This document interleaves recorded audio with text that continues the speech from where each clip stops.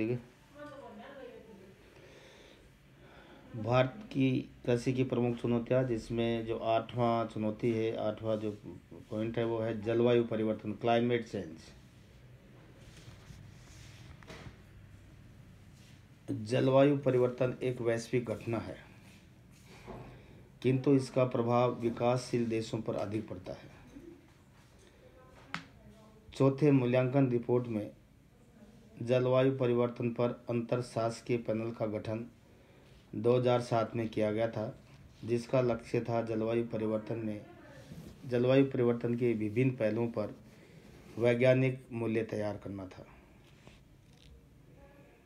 एक अनुमान के अनुसार 21वीं सदी के अंत तक भारत में वर्षा 15 से 40% तक बढ़ सकती है। ये जलवायु परिवर्तन का रीजन हुआ। इसमें क्षेत्रीय भिन्नता अत्यधिक हो सकती है, भाई किसी क्षेत्र में अधिक हो सकती है, किसी में कम हो सकती है। इससे बाढ़ और अतिवृष्टि से फसलें समाप्त हो जाएगी।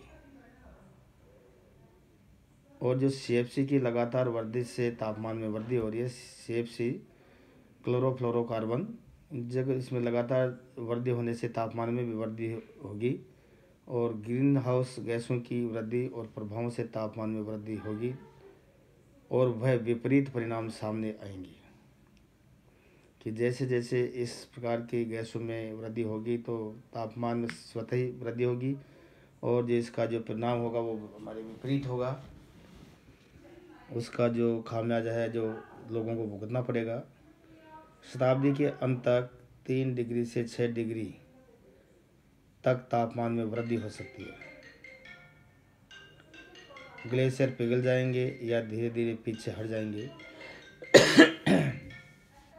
इसका प्रभाव गंगोत्री, यमुनोत्री, पिंडारी, रोहतांग, सियाचिन आदि जो हिमालय के कई हिमनद हैं पर अभी देखा जा सकता है। इसी के साथ निश्चित तापमान पर बुआई, उगाई, कटाई एवं नई फसल की बुआई आदि कृषि कार्य बाधित होंगे कि समय पर न तो बुआई हो पाएगी, न बीज उग पाएगा, कटाई भी समय पे नहीं होगी, नई फसल है जो उसका भी समय है, टाइम जो है वो बदल जाएगा, फलों के बगीचे नष्ट हो जाएंगे, खाद्य पदार्थों का संकट हो जाएगा।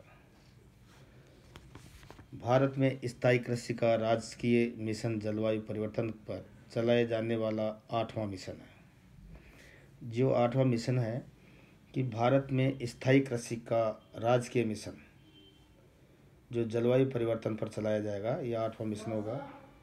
जलवायु परिवर्तन पर एक राष्ट्रीय कार्य नीति जून 2008 में 8 उद्देश्यों सहित प्रस्तावित की गई। जलवायु परिवर्तन पर एक राष्ट्रीय कार्य नीति जून 2018 में, जिसमें 8 उद्देश्य शामिल किए गए हैं, वो प्रस्तावित की गई। उद्देश्य इस प्रकार हैं, उसके जो 8 उद्देश्य कौन कौन से हैं।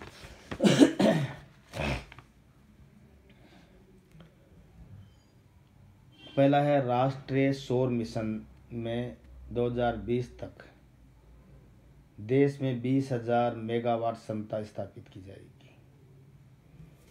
पहला जो मिशन था उसमें राष्ट्रीय सौर मिशन है, ये सौर ऊर्जा पर, जिसमें 2020 तक है 20,000 मेगावाट क्षमता स्थापित की जाएगी। दूसरा है व्यापक तकनीक तथा अति कुशल उपकरणों को लगाने के लिए कार्यक्रम सम्मिलित है, जिसमें लार्ज स्केल पे तकनीकी और जो अच्छे जो इंस्ट्रूमेंट हैं उनको लगाने के लिए ये कार्यक्रम सम्मिलित है। तीसरा है आबादी के सतत आवास का राष्ट्रीय मिशन चलाया जा रहा है। आबादी का जो आवास है उसके लिए मिशन है। चौथा है राष्ट्रीय जल मिशन, जो जल के समुचित उपयोग को 20% बढ़ाने का प्रयास किया जाएगा।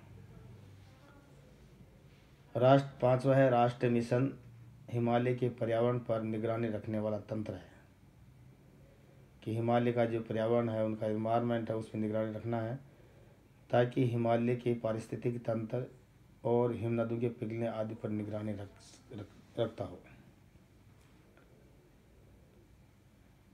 छठा है